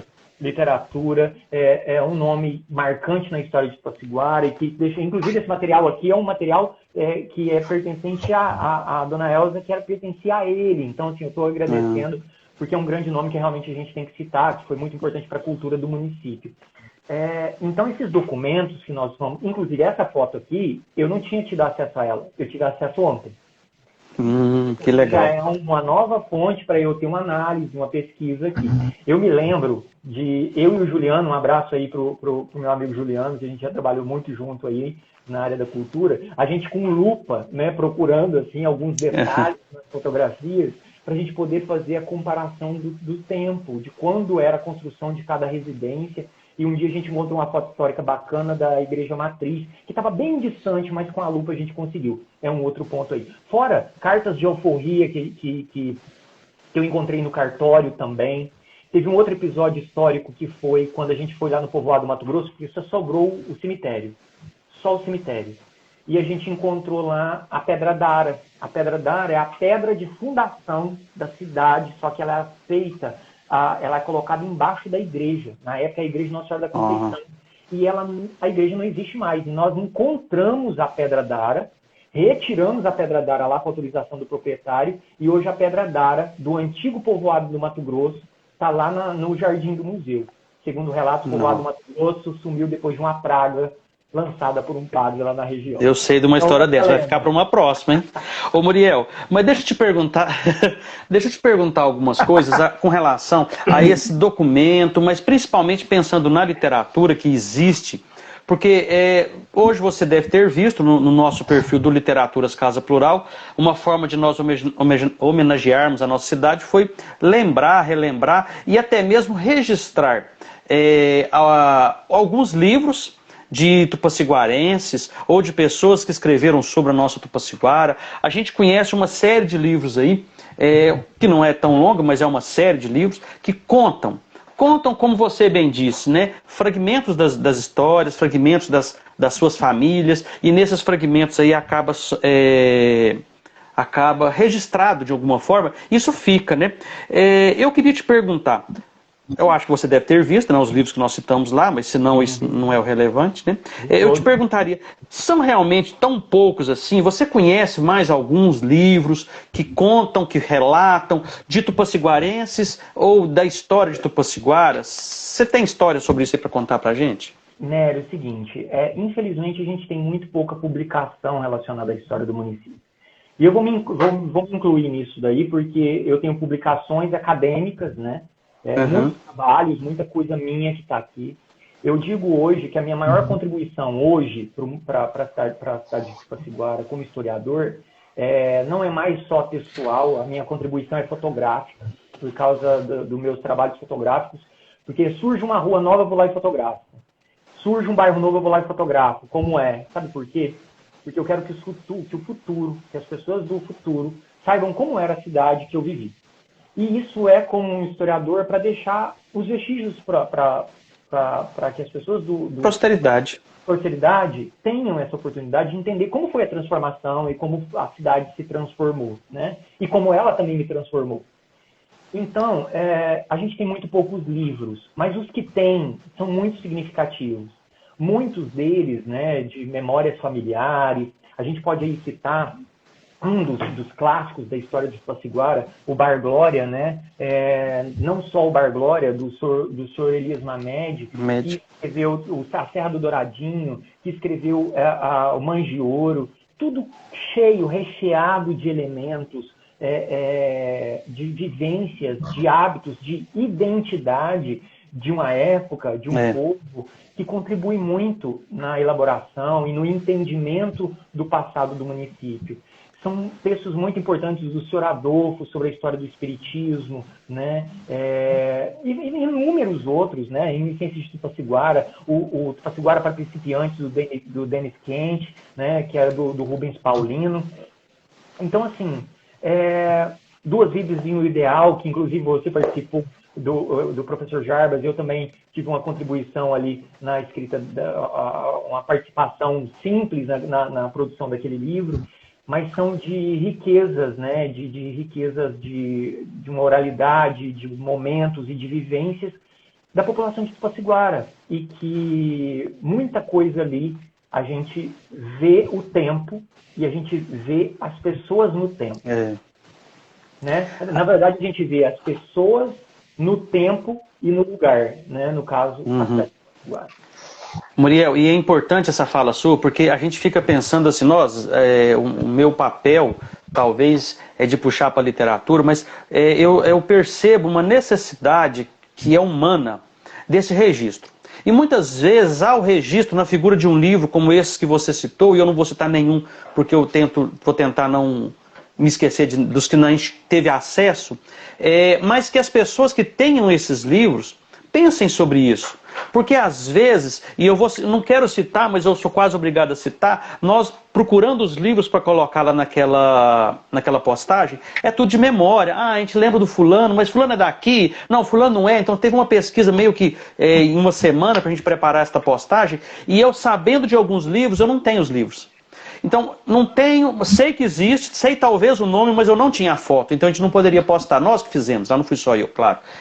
E que talvez está na mão de alguém, porque o livro vai acabar, essa edição não vai ser reposta, a menos desses novos escritores que estão aqui, enfim. Então, que as pessoas tivessem esse cuidado. Nós, da Casa Plural, por exemplo, temos um projeto que está em desenvolvimento, mas que em função da pandemia teve que paralisar, lá dentro do CCTU, que é a nossa chamada Biblioteca Viva. E essa biblioteca, ela tem um espaço reduzido, porque a história também não pode ter muros, mas nós temos um espaço reduzido para uma biblioteca, que está aí conquistando acervos de outras bibliotecas, da nossa própria, da Casa Plural. E a gente imagina que as bibliotecas, elas precisam dar espaço a isso. Né? As pessoas precisam reconhecer o valor de uma biblioteca como um local de documento histórico, sim, do livro, sim, do impresso, do circular de livros, mas um livro, por exemplo, que conta a história do Tupaciguara, onde nós vamos deixar? Infelizmente, eu nem vou criticar, eu só vou citar, porque você e o Silviano sabem disso, como que nós, em Tupaciguara, vimos uma biblioteca, como era a biblioteca comunitária, que nós crescemos fazendo uso daquele acervo, nós não sabemos daquela biblioteca. Como que a gente sabe, nós sabemos que trabalhamos no SIC, eu e você, como que uma biblioteca do SIC, ela acabou? Não se sabe onde param esses livros. A gente não tem. Existem as bibliotecas, por exemplo, municipal, né? O professor Mário Wood, que está em reforma, deve ser reativada logo. O prédio foi o problema lá, né? Não é questão da biblioteca, mas é o prédio. Enfim, os livros, elas precisam de lugares. E muitas vezes a gente fica com dó de doar o livro, um livro, por exemplo, de valor histórico, de valor para a cidade, porque você não sabe aonde. E a gente imagina depois vai virar uma biblioteca que some, né? Sim. E que as pessoas, então, que tenham, né, tenham esse olhar de, ou é um historiador, sim, é um projeto cultural que você tem certeza de que vai respeitar esse acervo, né? E aí, você concorda com isso? Pode falar, né? Pode falar, Salviano. Então, deixa eu fazer um comentário complementando o que o Nélio falou. E aí, a Casa Plural tem tido encontros com materiais, e acho que ações como essa que a gente está promovendo aqui agora possibilita que a gente faça uma espécie de, como é que eu vou dizer, de educação patrimonial, de reconhecer a nossa identidade, a nossa história, saber onde ela está escrita, onde ela não está, por que foi, por que não foi. E aí essa imagem que eu mostrei aqui para vocês, que o Muriel perguntou sobre ela, é uma imagem que a gente está com ela porque ela estava na biblioteca que a gente está revitalizando, né, que a gente vai revitalizar a biblioteca junto com o acervo que tinha na biblioteca da Câmara Municipal, e a gente já tem também essa preocupação, como que eu vou guardar isso aqui? Né, onde que eu vou guardar e que as próximas gerações vão ter acesso a esse material? E aí, Muriel também já me falou algumas coisas com relação à conservação da fotografia, e é importante dizer que a gente está com isso porque está na nossa mão a responsabilidade daquele lugar, mas que a gente quer que isso aqui esteja para todo mundo. E aí eu né? faço o link com que a coisa esteja para todo mundo. Sobre a preservação da memória escrita, sobre a preservação da memória fotográfica e sobre também a preservação da memória oral. Infelizmente, nesse período de pandemia, quantas pessoas idosas que a gente perdeu e que poderia dar uma contribuição gigantesca e que estão aí com a biblioteca e com a história de Tupaciguara guardadas na minha cabeça. Quem me acompanha no Instagram sabe que às vezes eu vivo filmando a minha avó e os contos dela. Por quê? Porque é uma maneira de preservar não só a minha memória, não só a memória da minha família, mas a memória de uma cidade, uma memória coletiva também. Então, eu faço uma proposta aí para a gente da Casa Plural também. As pessoas que tiverem fotografias, que quiserem doar não só para o arquivo público municipal, ou que quiserem fazer aí doações digitalmente, tira foto, manda para a gente se não quiser doar. Democratiza. Democratiza. Compartilhe conosco. Democratizar. Né? Mande essas fotografias que vocês têm aí nas gavetas, que mostram a cidade, que mostram as pessoas, para que a gente possa montar um arquivo que conte a história da cidade. Esses arquivos fotográficos, textuais também, igual o Nelly falou, Sim. documentos, textos, livros, né? Para que a gente possa guardar. E, quem sabe, a gente fazer um projeto onde a gente possa entrevistar pessoas e guardar em vídeo essas memórias. Eu penso, Muriel... Então, eu vou embarcar na reflexão do Nelly aqui e vou tomar um pedaço da fala dele, que agora me veio uma questão que está aqui também. Sobre esse registro, né, a gente está falando sobre o livro, onde os livros, como conservar esses livros, quem escreveu esses livros e tudo mais, e a gente sabe da grande importância que eles têm, mas aí agora você citou uma coisa que filmar as pessoas, você filma a sua avó e ela conta histórias maravilhosas, assim, tipo, que a gente fala, meu Deus, e assim, dá vontade de que ela fosse a minha avó. Eu falo, eu não vou assim. Mas enfim, e aí, você filmar alguém, fazer uma entrevista em vídeo. E aí, agora me diz uma coisa, você como historiador, qual que é o valor que esse material de rede social, por exemplo, tem para esse historiador? Né? Porque a gente, hoje a rede social, embora ela tenha muito recheio, assim, vários recheios, a gente sabe que a rede social ela é uma coisa meio biográfica também, talvez mais autobiográfica do que né, de um outro contexto. Mas que valor que esse material tem, por exemplo, no historiador? Que valor que o Muriel dá para uma imagem, uma foto que é tirada numa praça, no momento de descontração da pessoa, de uma foto retirada de uma paisagem, a hora que a pessoa está num andar mais elevado, num prédio, por exemplo. Esse valor é um valor muito material? valioso, Salviano. Só que, na verdade, nós estamos fazendo uma coisa, nós estamos destruindo as nossas memórias. Eu faço um desafio aqui, tá? 172 pessoas aqui. Eu faço um desafio aí para a galera depois abrir nos comentários. Quem tem o hábito de revelar as fotografias. O que acontece com os nossos momentos históricos? A gente está colocando dentro de computadores que estragam e que a gente acaba se abandonando. E essa memória nossa, ela está se perdendo com o tempo. Nossas histórias, nosso passado está se perdendo. Então, os historiadores do futuro vão ter uma certa dificuldade, porque não tem esse material palpável, como essa fotografia que o Salviano tem aí. Eu posso fazer uma análise de uma foto que talvez pode ter sido montada e tal. O tempo é diferente, mas eu vou te dar um exemplo. Nos dias de hoje, eu posso observar uma imagem, posso analisar pontos, como ela foi montada, né? Ou se ela teve o intuito de ser montada para passar uma determinada imagem. Isso a gente faz análise. Se eu voltar no século passado e no século retrasado, eu tenho essa mania. Toda foto antiga que eu pego, eu fico observando muito bem as pessoas. Já dei aula para os meus alunos, quem está aí me assistindo vai saber disso. Não sei se vocês hoje já ouviram falar sobre as fotografias pós-mortem. Já, sim. Eu fico observando as fotografias. Eu fico analisando também, porque eu não sei se a pessoa está viva ou está morta.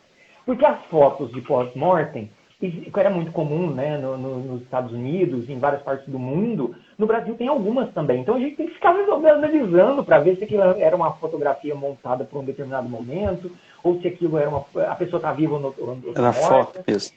E nos dias atuais também, a gente tem que fazer essas análises, né, essas interpretações. Então, assim, cada tempo, a interpretação daquele tempo, daquele momento, e as fotos atuais, os registros atuais também.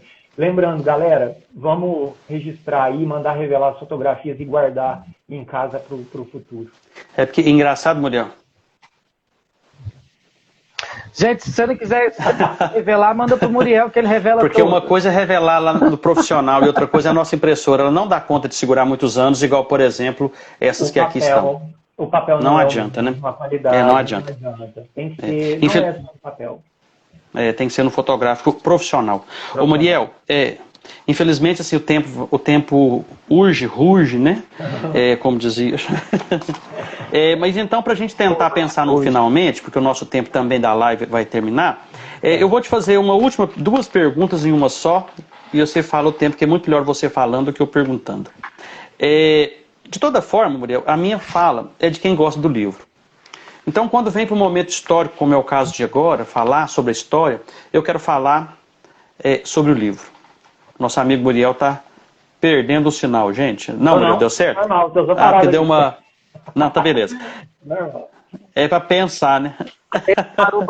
Eu te perguntaria o seguinte, você é um historiador, você se formou ali na UF, citou o Passant, alguns trabalhos seus, e eu fico pensando, e daí vem a pergunta, eu fico pensando nas nossas redes sociais de hoje, quantas pessoas existem escrevendo os seus relatos familiares, dando a sua contribuição naquilo que já passou ou que está acontecendo. Quantas escritas, e aí eu uso a palavra escritas, quantas escritas existem sobre o que já foi, sobre a nossa história, que estão nas redes sociais. De memória mesmo, de tempo de criança, tempo de família. E isso fica lá e as pessoas, a gente provoca aqueles que a gente conhece, né? Escreve um livro, reúne isso aí, faça um livro. E muitas vezes acho que o impedimento, não sei, financeiro, não é fácil.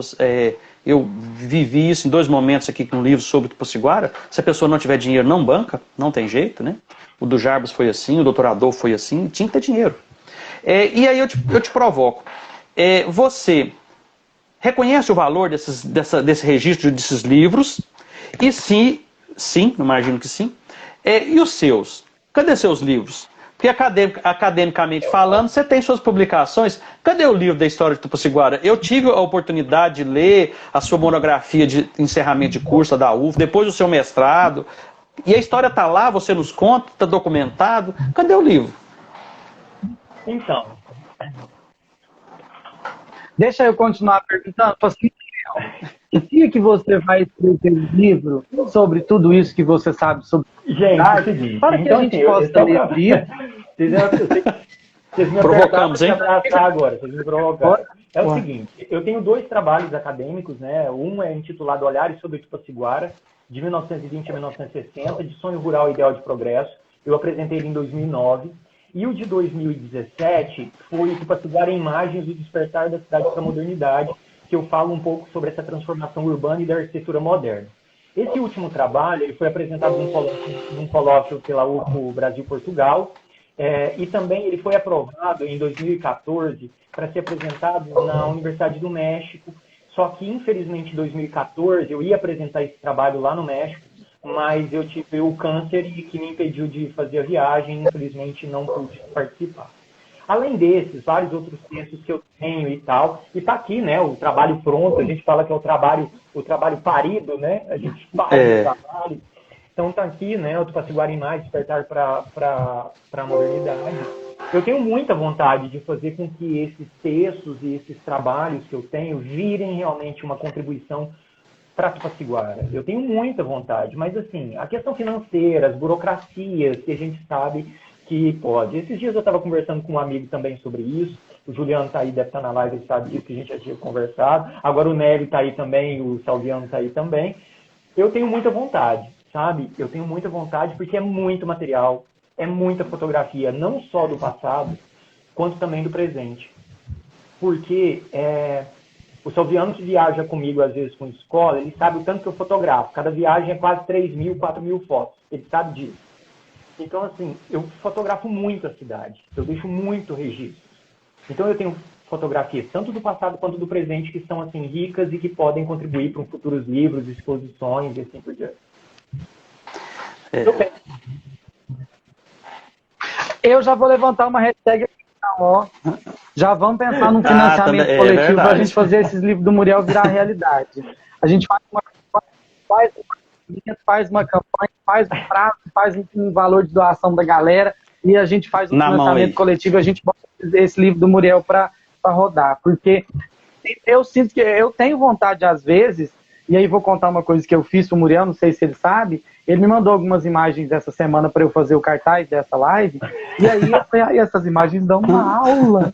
E aí eu peguei, montei uma aula no PowerPoint com as imagens do Muriel, falando sobre a questão da fotografia, falei quem é Muriel, o que ele faz, por que ele fotografa e tudo mais, e eu fiz uma aula. E aí pensa isso, um livro tenha todas essas imagens, ou a maior quantidade de imagens que a gente conseguir, com referência, com legenda, o que é. Isso para a gente ter em casa é um luxo, e aí para a gente que é professor de arte também, que a gente gosta de falar sobre tudo isso, mano, levar um trem desse para a sala de aula, então fazer um scanner disso, botar num data também queremos. Eu quero esse livro, Muriel, eu quero esse livro. Antes de eu aposentar. Bem antes, né? Vamos amadurecer isso, eu acho que... Eu acho que vai ser bacana, porque o que eu tenho não é para mim. O que eu construí, o que eu produzi, não é meu, né? É uma produção de uma cidade. Se a cidade me instiga a buscar o conhecimento sobre ela, que sempre, desde a minha infância, porque eu sempre disse que eu digo que eu não me tornei historiador, eu nasci eu acho que isso é uma contribuição que eu posso deixar para as gerações futuras, para que a gente possa conhecer um pouco mais sobre o passado e o presente hoje. Eu vou pensar nisso e a gente conversa depois do off. Você tem parceiros por aqui, meu amigo. Saiba disso. Agradeço muito. Tá. Salves. A gente só tem a agradecer, acho, da minha parte aqui, do nosso grupo do Literaturas. A gente quer muito agradecer você, Muriel. Claro que não dá nada do que a gente já tinha pensado, né? O tempo não é tão nosso amigo nesta hora. Há muitas perguntas, há muitos questionamentos, as pessoas enviaram algumas que eu ainda nem pude abrir todas porque nosso tempo do próprio Instagram é limitado. Temos muito a agradecer. Estou esperando o Salviano se salvar aí, porque ele está... Vamos ver se ele vai voltar. Vou esperar ele voltar. Enquanto ele volta, eu queria ler um poema do professor Carlos, o Vale, que ele diz o seguinte, por favor. Tupaciguara. Vou ler como em forma de homenagem a ele também, em homenagem a Tupaciguara, o aniversário dia de hoje, né? Minha terra, seu destino é crescer, é lançar seus galhos e ramos no amanhã de sua gente, é enfeitar com chaminé seus parques, é mostrar ao mundo suas cachoeiras, é bordar seus campos com as cores dos rebanhos, é exportar os frutos de sua coragem, é colher a ternura de seus filhos. Tupaciguara é tempo de preparar a mesa. Eis-me aqui, distante, ficando em outro chão, que me verá entardecer, longe de seus braços, de seu abraço, de seu carinho. Você me deu tudo, e eu só posso lhe devolver os meus versos. Que belas palavras. Então, assim, é uma homenagem, né, de alguém que morava longe, né, que morou longe da cidade de Tupaciguara, mas que carregava Tupaciguara dentro de si e que deixou aqui, né, ela deu tudo para ele diz, mas que ele deixa para a cidade os versos. E nós deixamos aqui para a nossa cidade de Tupaciguara também essa live, essa contribuição, esse pequeno conhecimento, porque não dá tempo de falar tudo, é tanta coisa. Minha mesa aqui está lotada de livros que eu queria mostrar. Não vou nem mostrar de cá também. É muita coisa assim. A gente terá outros momentos. Eu acho que é uma live enriquecedora, a gente tem só a ganhar, a cidade tem só a ganhar, a contribuir, né? E que outras lives aconteçam e que a população de Tupaciguara conheça mais, procure conhecer mais sua história, porque a partir do momento que se conhece, se valoriza, se protege, defende a cidade, defende a sua história, os patrimônios e tudo mais. Uhum. Não, sim, realmente é importante essa defesa, esse respeito o envolvimento social com isso, né? É o pai que dedica ao filho um pouco disso daí, é a família que cuida desse documento, dessa foto, deste livro, para que ele possa também mostrar para o filho, né? Que isso está ali. Eu estou esperando aqui o Salviano voltar. Agora acho que ele entrou. Para a gente poder fazer aquele encerramento. Okay. Eu saí porque eu fui buscar. Pessoal que está aí, os 165 que ainda resistiram, né? Esse tempo todo, você já buscou? Vou buscar o nosso ali. Nós temos uma pequena surpresa, né? Eu já busquei. Tá todo mundo me vendo aí, me ouvindo? Já buscou, o Salviano buscou. Estou buscando a minha ali também. Ele entrou na live? Já não, né? Já? Ele entrou, não está aparecendo para você, não? Para mim, não está aparecendo. Vamos fazer o seguinte. Primeiro, eu acho que... Salviano. Para todo mundo está aparecendo. Quem? Eu não sei. Não, pra mim você tá, Salviano, mas parece que tá tão cortando. Tá aparecendo pros outros aí? Sim. Pra mim não tá aparecendo. Pra você não? Não precisa não. Então, não sei se o Salviano vai ver, né, Muriel? Mas vamos conosco, porque o nosso tempo, ele tá... Nosso tempo tá esgotando, né? O Salviano... Cadê o fogo, né? Cadê o fogo? Cadê o fogo? Cadê o fogo aqui da vela, né? O fogo da vela. Cadê? Vamos terminar com... Cadê as suas crianças? Porque nós preparamos o seguinte, nós preparamos um parabéns para Tupaciguara, e para a gente poder fazer isso, a gente chamou duas criancinhas, que são as minhas lindas princesas que moram aqui comigo. Não precisa apagar a luz não, filha. E nós vamos cantar esse... A gente está vendo de cá, Muriel. Ele está aparecendo aí então? Tá.